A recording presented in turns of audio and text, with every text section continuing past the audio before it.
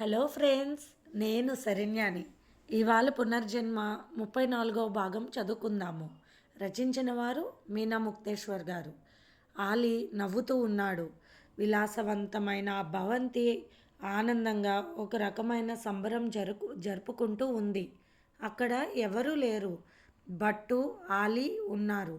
మొత్తానికి నువ్వు తప్పించుకున్నావురా బట్టు అంటూ నవ్వుతూ ఉన్నాడు ఆలి. గాంధీ గారు వెళ్ళిపోయారు బట్టు అంటూ నవ్వుతున్నాడు ఆలి. మంచి పని చేశాడు. ఆ విక్రమ్ గాడిని అలాగే చెయ్యాలి. ఆ విశాల్ దత్తాకి మంచి శిక్ష పడింది. సినీ ప్రపంచం ఒక మాయ ప్రపంచం. ఈ మాయ ప్రపంచంలో నన్ను ఓడించడం వాడి తరం కాలేదంటూ వికటహాసం చేస్తున్నాడు బట్టు. బట్టు ఏమి తెలివిరా నీది అంటున్నాడు ఆలి. ఎలా నేర్పావో తెలియదురా. ఈ వైన్ రుచి ఎందులోనూ ఉండదు. ఆ కిక్కిస్తున్న ఆనందం, నీ మాటలు, నీతో డ్యాన్స్ చేస్తుంటే ఇంకా ఆనందం అంటూ నవ్వుతూ డ్యాన్స్ వేస్తున్నారు బట్టు. డ్యాన్స్ సూపర్ అంటూ చేత్తో చూపిస్తున్న ఆలిని చూసి, నువ్వు నేర్పిన విద్యే కదరా అంటూ నవ్వుతూ చిందులు వేస్తూ ఉన్నారు బట్టు. ఆశల ప్రపంచంలో విహరించాలని, అందరినీ అందాలని చేరుకోవాలని ఆశ. నన్ను మోసం చేసిన విక్రమ్ మొత్తానికి అన్ని రకాలుగా ఇరుక్కుపోయింది. బందీ అయిపోయాడు. వాడి పెళ్ళం ఇప్పుడు ఎక్కడుందో తెలుసా అంటూ అహహహా పకపకా నవ్వుతూ ఉన్నారు బట్టు. తెలుసురా, నేనే కదా నీకు చెప్పిందంటూ నవ్వేశారు ఆలి. అంతకు మించిన చావు వాడికి ఇంకొకటి ఉండదు. జైల్లో విధించిన శిక్ష కన్నా కూడా ప్రేమించిన వారు మోసం చేస్తే ఎంత నరకంగా ఉంటుందో బాగా తెలుస్తుంది వెధవకి అంటూ కోపంతో ఉన్న బట్టు దగ్గరకు వచ్చాడు ఆలి. వద్దురా, కోపంతో తప్పులు చాలా చేస్తావు. ఇక వద్దు. ఇక ఇంతటితో నీ తప్పులు ఆపాలి. చెప్పాను కదూ అన్నాడు ఆలి. అవునాలి, అన్నీ తెలిసినా కూడా నా గురించి ఒక్క మాట కూడా బయట చెప్పలేదు ఎందుకు అన్నారు బట్టు. చెప్పలేనురా, స్నేహమేరా జీవితం అంటూ ఆనందంగా నవ్వుతూ కాసేపు బట్టు ఆనందం కోసం రకరకాల విన్యాసాలు చేస్తూ ఉన్నాడు ఆలి. కోతిలాగా, కుక్కలాగా, కాకిలాగా రకరకాల భంగిమలు వేస్తూ ఉన్నాడు ఆలి. నవరస నటన చాతుర్యం ఉన్నది, కానీ అవకాశాలు లేవు. ఇలాంటి పరిస్థితుల్లో కూడా అవకాశాలు లేకపోయినా నీ ఆత్మస్థైర్యం నాకు నచ్చుతుందిరా. అందుకే అప్పటికి ఇప్పటికీ ఎప్పటికీ నువ్వే నా ఫ్రెండ్ అంటూ ఆలీకి ముద్దు పెట్టాడు బట్టు నవ్వుతూ. కోతిలాగా నటిస్తున్న ఆలీ దగ్గరకు వెళ్ళి డ్యాన్స్ చేయడం మొదలుపెట్టాడు బట్టు. నెత్తి మీద గ్లాస్ పెట్టుకుని వేస్తున్న చిందులు చూసి ఆలీ నవ్వుతానే ఉన్నాడు. గాంధీ గారు హడావుడిగా తన స్పెషల్ ఆఫీస్ రూమ్లోకి వెళ్ళారు. చాలా సీరియస్గా ఉన్నారు. ఏమిటి నిజమా అన్నారు గాంధీ గారు. నిజం సార్, మీరు చూడండి ఇవి అన్నాడు భద్రం. ఆ ఫైల్ ఓపెన్ చేసి చదువుతుంటే మరి అసలు ఎవర్రా హంతకుడు అంటూ ఆలోచనలో పడ్డారు గాంధీ గారు. గాంధీ గారు ఆలోచనలో పడ్డారు. తనపై అధికారుల సహాయంతో మళ్ళీ తవ్వకాలు జరిపి ఆశామౌళి గారి బాడీ శకలాలను పరీక్షించిన రిపోర్ట్ ఫైల్ అది. భయంకరమైన పవర్ కలిగిన డ్రగ్ ఎక్కువ మోతాదులో తీసుకోవడం వల్ల చనిపోయినట్లు రిపోర్ట్. అది తెలిసి ఎవరు తీసుకోలేరు కూడా. అది తీసుకున్నప్పుడు ఆ వ్యక్తి మానసిక పరిస్థితిని కూడా వివరించిన ఒక రిపోర్ట్ ఫైల్లో పొందుపరిచి ఉన్నది. ఆ రిపోర్ట్ చదువుతూ ఉన్నారు గాంధీ గారు. అటువంటి డ్రగ్ తీసుకున్నప్పుడు అంత ఎక్కువ మోతాదులో వెంటనే మైండ్ డిజార్డర్ అయిపోవడం, వారికంటూ ఏమి మానసిక పరమైన ఆలోచన ఉండకుండా ఒక బొమ్మలా ఉండిపోతారు. అంటే ఎవరు చెప్పినా కూడా అది చేయగలుగుతారు. ఏం చెప్పినా కూడా చేయగలుగుతారు. వారికి ఏం మాత్రం తెలిసే అవకాశమే లేదు. సపోజ్ ఎదురుగా లారీ వస్తున్నా కూడా రోడ్డుకి మధ్యలో నిలబడతారే తప్ప పక్కకు జరగరు. అటువంటి మానసిక పరిస్థితుల్లో ఉంటారు. అది కూడా అరగంట మాత్రమే. ఆ తర్వాత బ్రెయిన్ డెడ్ అయ్యి గుండె కొట్టుకోవడం ఆగిపోతుంది.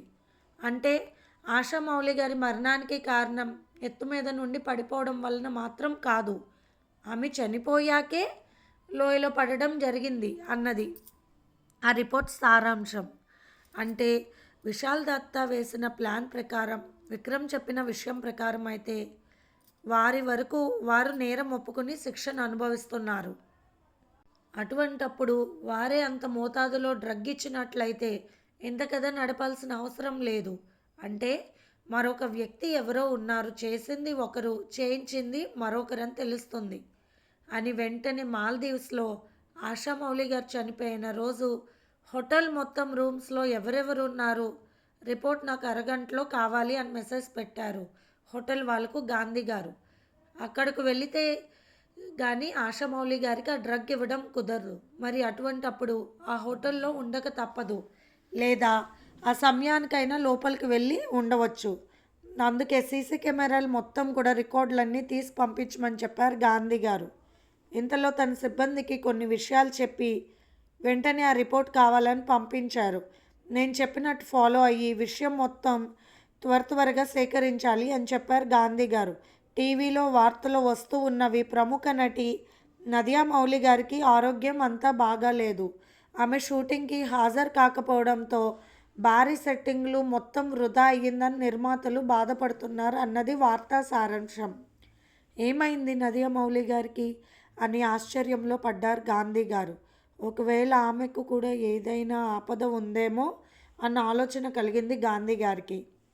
ఆమెకు ఆపద వచ్చే ప్రమాదం ఎక్కడైనా ఉంది అంటే అది మల్లికా దత్తా అన్న అనుమానం ఏర్పడింది గాంధీ గారికి.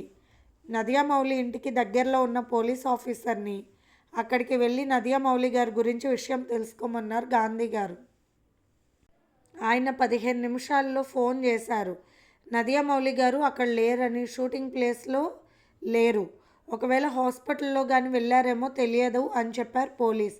ఏమై ఉంటుంది, ఒకవేళ నదియా మౌలి గారికి కూడా ఏదైనా ఆపద ఉందా అనుకుని ఫోన్ చేశారు. ఫోన్ స్విచ్ ఆఫ్లో ఉంది. సంథింగ్ ఈజ్ రాంగ్ అనుకున్నారు గాంధీ గారు. ఇంతలో గాంధీ గారు పంపించిన వ్యక్తులు ఆలీ గురించి వివరాలు సేకరించారు. అతను సిటీకి దూరంగా ఉన్న ఒక అత్యంత ఆధునిక బంగ్లా దగ్గరకు వెళ్ళినట్లు సమాచారం అందింది సార్. ఆలీ వైన్ బాటిల్స్ ఎవరో ఒక కొత్త హీరోయిన్, ఆమెను కూడా కారులో ఎక్కించుకొని తీసుకువెళ్ళడం గమనించారు మన వాళ్ళని చెప్పారు వాళ్ళు. ఆ ఆధునిక బంగ్లా దగ్గర గేటు ముందు మరికొన్ని నేను చెప్పిన చోట్ల చెప్పినట్లు సీసీ కెమెరాలు అరేంజ్మెంట్ చేయండి. ఈ మధ్యన కొత్తగా ఫోన్ సిమ్ అంత సైజు మాత్రమే ఉంటున్నాయి, వాటిని ప్లేస్ చేయండి, ఎవరు గమనించలేనివి. వాటిని మన 11 నెంబర్ డిపార్ట్మెంట్ స్టోర్లో ఉన్నాయి, తీసుకోండి అని చెప్పారు గాంధీ గారు. అయితే ఈ హత్య చేసింది విశాల్ దత్తా, విక్రమ్లు కాదు. ఆశామౌళి గారిని చంపాలని అనుకున్నారు కానీ వారి వల్ల మాత్రం చనిపోలేదు అని ఖచ్చితంగా నిర్ధారణ అయ్యింది. చాలా చిత్రంగా ఉంది. కాలు కూడా లేకుండా పిచ్చివాడిలా ఉన్న ఆలీ వల్ల ఇది జరిగి ఉంటుందేమో. మొదలుగా నాకు వాడి మీద అనుమానం వచ్చింది, కానీ అర్భకుడు అని వదిలేశాను అని పొరపాటు అయ్యిందనుకున్నారు గాంధీ గారు. మొత్తం ఆశామౌళి గారి కేసుని వెరిఫై చేస్తూ ఉన్నారు గాంధీ గారు. పాయింట్స్ మొత్తం కోట్ చేసుకున్నారు. ఆశామౌళి చనిపోతే ఎవరికి లాభం? మల్లికా దత్తా. ఆమె చనిపోకముందే ఇన్సూరెన్స్ చేయబడింది భారీ మొత్తంలో డబ్బు, అవి మల్లికా దత్త వాళ్ళ కుటుంబానికి చేరినాయి అన్న సందేహం కూడా వచ్చింది. మాల్దీవ్స్లో ఆశామౌళి డెత్ గురించి ప్లాన్ చేసింది విశాల్ దత్తా. ఒకవేళ అలా కాకుండా ఆశామౌళి మీద వ్యామోహంతో తన భర్త చంపడేమో అన్న సందేహంతో మల్లికా దత్త మరొక రకంగా కూడా ఆశామౌళిని చంపాలని వేరొక ప్లాన్ వేసిందేమో, అది కూడా తెలియడం లేదు. మల్లికా దత్తా గారిని కలిశారు గాంధీ గారు. కేసు మొత్తం క్లోజ్ అయిపోయింది, ఇంకెందుకు వచ్చారు అన్నట్టు అడిగారు మల్లికా దత్తా ఒక రకంగా వెటకారం నవ్వుతో. అవును, మీకు శిక్షణ పడకుండా జరిమానా భారీగా చెల్లించుకున్నారుగా విశాల్ దత్తా అన్నారు గాంధీ గారు.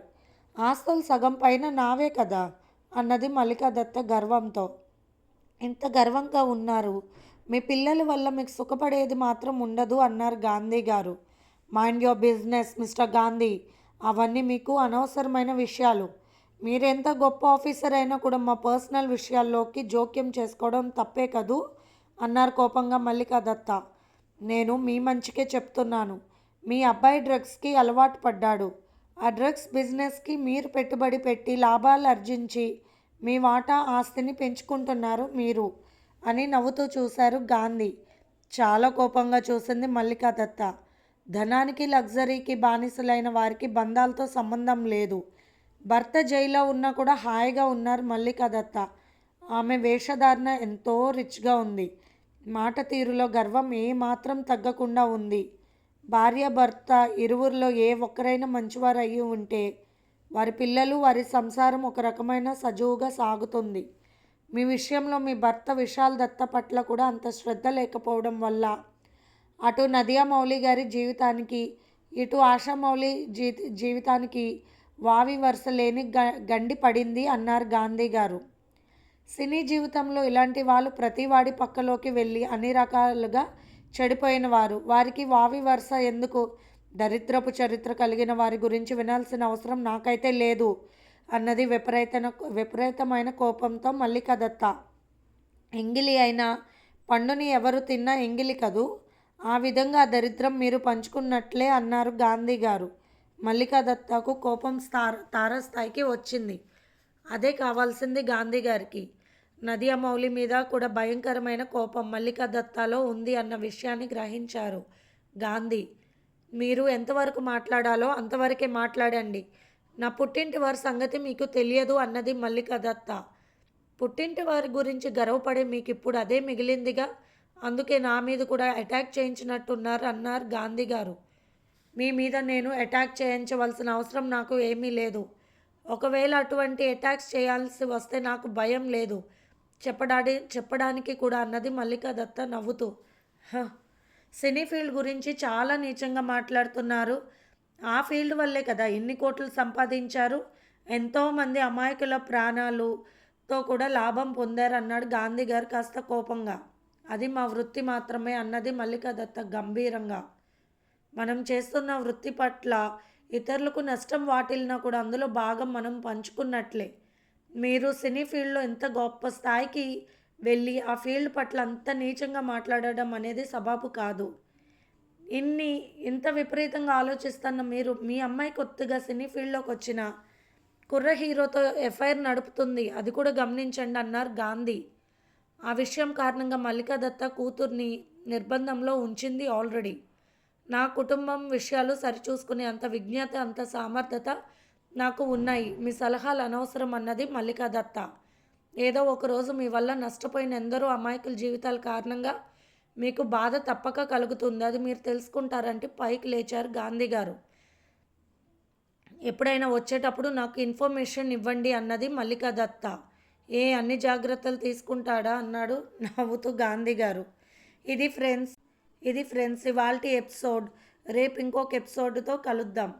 మీ ఒపీనియన్స్ అన్నీ కూడా నాకు రివ్యూస్ రూపంలో ఇవ్వండి. Thank you friends, bye.